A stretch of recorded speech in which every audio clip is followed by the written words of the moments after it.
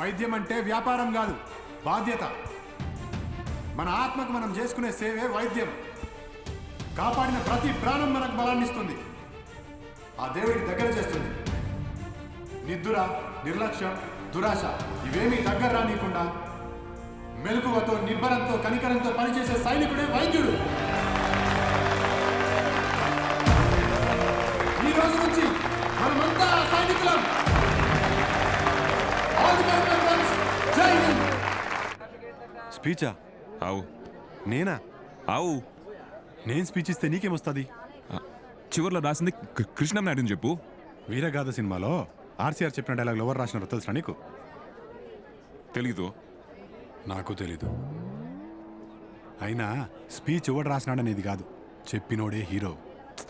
మరి ఏం చేయమంటానని ఈ నత్తితోటి? ఏం చేయాలో నాకు తెలుసు, చెప్తాపా.